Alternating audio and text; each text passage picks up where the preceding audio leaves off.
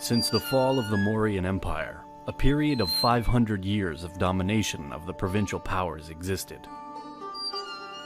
Local leaders didn't manage to unify the region, but this was until the 4th century. The Gupta Empire was an ancient Indian empire, existing from the mid to late 3rd century CE to 543 CE. At its zenith, in the 4th and 5th centuries, it covered much of the Indian subcontinent, especially in the north. A period of overall prosperity and growth followed, and continued for the next 2.5 centuries, which came to be known as a Golden Age in India's history. The ruling dynasty of the empire was founded by the king Sri Gupta. The most notable rulers of the dynasty were Chandragupta I, Samudragupta, and Chandragupta II, alias Vikramaditya. Their origin is debatable. According to several theories, they originated in the present-day Uttar Pradesh, a region where a lot of historical proofs from that time had been discovered. But other sources are speaking about the Bengal region as the homeland of the early Guptas. Anyway, we have to move forward. While in Europe, large migrations happened, with more and more people entering deep in the Western and Roman Empire. More to the east, in India, a new powerful state was born. It comprised most of the north of India over the Ganges. For more than 200 years, this empire was led by emperors from the Gupta dynasty, and through history, it will be known as the Gupta Empire. Chandragupta I. In 320, he managed to conquer the neighboring states. Between 330 and 376, the emperor Samudragupta extends the empire from the Indus to the Gulf of Bengal and to the mountains in the north. In the southern kingdoms of Pallava, he defeated Vishnugapa and created tributary states. Many other northern kingdoms were incorporated into the Gupta Empire, destroying 9 kingdoms and subjugating their 12. His campaigns led him in many directions, conquering more and more. Not every conquered region was annexed. He gained Pataliputra, a very important city which will become the capital of Gupta. Continuing on the east coast, Dakshinapatha and other border small states were conquered. This campaign has expanded and strengthened the power of the Gupta in north and east of India, gaining the important commercial wealth of this region, as well as the large manpower necessary in production and possible wars. Between 376 and 415, Chandragupta II strengthened its administration and encouraged commerce. Historical and literal evidence shows that Chandragupta II, called the Son of Valor, has achieved military success against Western satraps, who ruled in the west and central India. By doing so, the empire expanded to the coast of the Arabian Sea. In the first half of the 5th century, Jamaragupta, the son of Chandragupta II, ruled the empire from Bengal to Kathiawar, and from Himalaya to Narmada. In this period, military and financial resources were mobilized to defend the empire against the White Huns, called Hephthalites. The empire was threatened by the rebellion of the Pushya-Mitras and by the danger of the White Huns.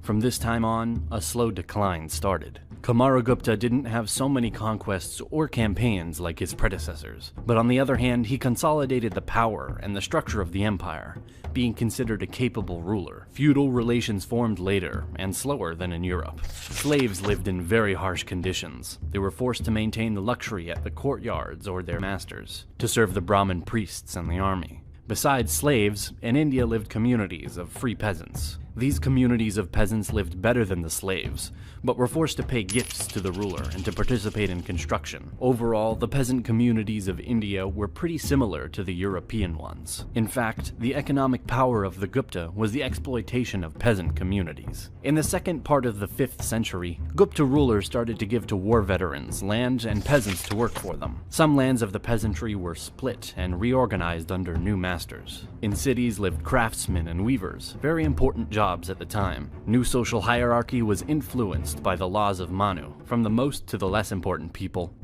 Brahmins, warriors, artisans, traders, peasants, and the poor ones. Agriculture flourished due to the many rivers and irrigations too. Rice, wheat, barley, sesame, sugar, as well as spices were present in India. The exploitations of pearls, mines, and forests contributed to the development of society. The trade with West and East expands. Indian production reaching Rome and China. Precious stones, spices, ivory, cotton, sugar, and other goods are exported. In exchange, the Gupta Empire imported horses from Central Asia, fabrics from Tibet, and then slaves from the Roman Empire. Here, crimes were severely punished, depending on their severity, from financial fines to amputations or even death in some cases, according to the laws of Manu. Families were large, polygamy was present and embraced by the majority of the people. The Maharajas from Gupta dynasty were despotic rulers. The heir of the throne was initiated in the art of war, politics, philosophy, diplomacy, poetry, and music. Since his teenage years and before his rule, he was trained in a province. It's believed that in the Gupta Empire, there was a hierarchy of administrative divisions from top to bottom. The empire was called by various names such as Raja, Rashtra, Desha, Mandala, and other names. The structure was divided into 26 provinces. Provinces were also divided into Vishayas and put under the control of Vishayapatis. A Vishayapati administered the territory with the help of a council. The 4th and 5th centuries are a period in which the army organized in 3 army corps: infantry, cavalry, and elephant troops. The largest Indian empire that existed until that time was the Mauryan Empire. They had their military might and their strategies. Differently, the Guptas introduced several military innovations to Indian warfare. The use of heavy cavalry archers and heavy sword cavalry was promoted. The heavy cavalry formed the core of the Gupta Empire and were supported by the traditional Indian army elements. The accent was put more on horses than elephants. The history of chess starts here, beginning from some very old strategy games. The nobles are developing the game named Chaturanga. Also, some important attention was given to the development of knowledge in mathematics, astronomy, medicine, and poetry. Aryabhata, an astronomer of the Gupta period, proposed that the Earth is round and rotates around its own axis. It's also believed that he discovered that the moon and planets shine by reflected sunlight.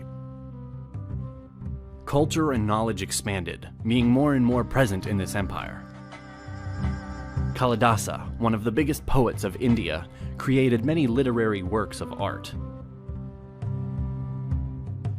Mahabharata is an exposure of behavior codes for kings, warriors, or people in search of freedom. Mahabharata shows the evolution of Hinduism and its relations with other religions or beliefs.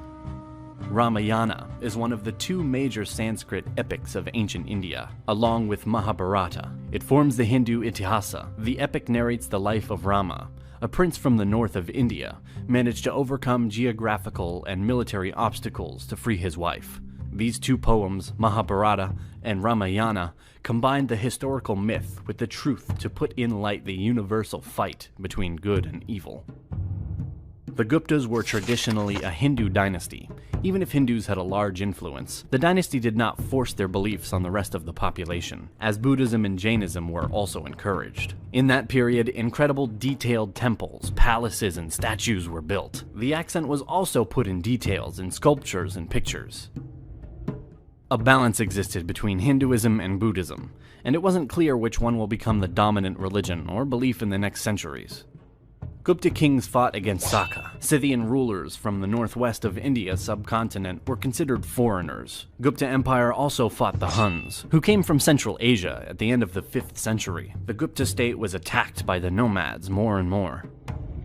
The central administration collapsed in time, and the empire became weaker, and as a result of that, many local leaders declared their independence and separated from Gupta. In the 7th century, the empire collapsed. The north of India was divided between many other small kingdoms that fought each other.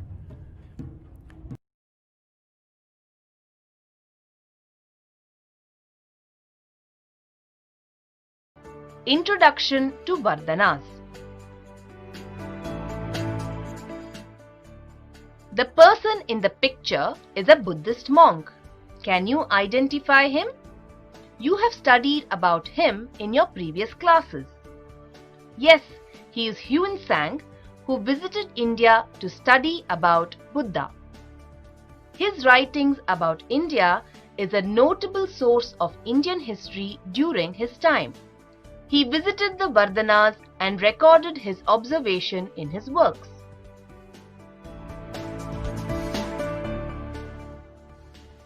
The sources of history of Vardhanas is, as you can see, Harshavardhana and some copper inscriptions.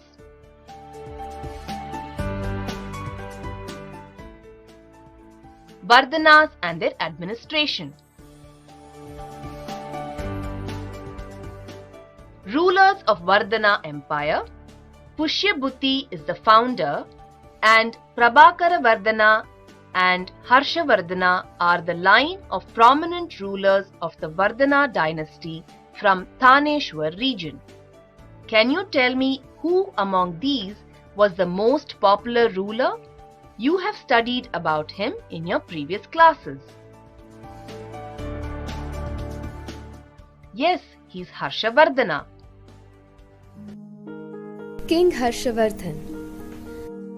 The downfall of the Gupta Empire in the middle of the 6th century brought about the breakup of the northern Indian kingdom into many small republics and monarchy states. Prabhakar Vardhan, ruler of Sthanaviswara Thanesar in present-day Haryana, was the first ruler of the Vardhana dynasty. He had two sons. The eldest son Rajavardhan, who ascended the throne after his father, and his younger son Harshavardhan. Rajavardhan was deceived and murdered by King Gauda, at which point the young 16-year-old Harsha swore to take revenge. Harsha waged war against King Gauda and won the battle. Harsha was consequently crowned the new ruler. He first united the kingdoms of Thanesar and Kannauj and then went on to bring Bihar, Bengal and Orissa under his command. Harsha then moved towards the south only to be stopped by Pulakesi II of Vatapi. As a result, the Narmada became the southern limit of Harsha's empire. He was also an author of repute, having penned Sanskrit plays like Nagnanda, Ratnavali and Priyadarsika. Bana Bhatta, Harsha's court poet, wrote the Harsha Charitam, the first historical poetic work on King Harsha. Harsha's capital city, Kannauj, extended 6 to 8 kilometers along the river Ganges.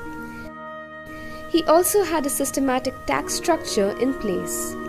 1/4 of the taxes went towards the administration of his empire. The rest was given away to charities and to further the arts and cultural endeavors in his kingdom. Later on in his life, King Harsha, a Shaivite by birth, became a follower of Buddhism. Under him, all religions and schools of thought like Jainism and Buddhism enjoyed freedom of expression. Harsha ruled ably for 41 years. With King Harsha's passing, the idea of a single kingdom ruling northern India disintegrated. Look at the map of India showing Harshavardhana's extension and tell me, how did he expand his territory? He captured Kannauj, Bengal and Magadha. You know, no one could defeat him except for one king. Do you know who he was? Yes, when he tried to enter South India, he was defeated by Pulakeshi II of the Chalukya dynasty. This was the biggest defeat for him.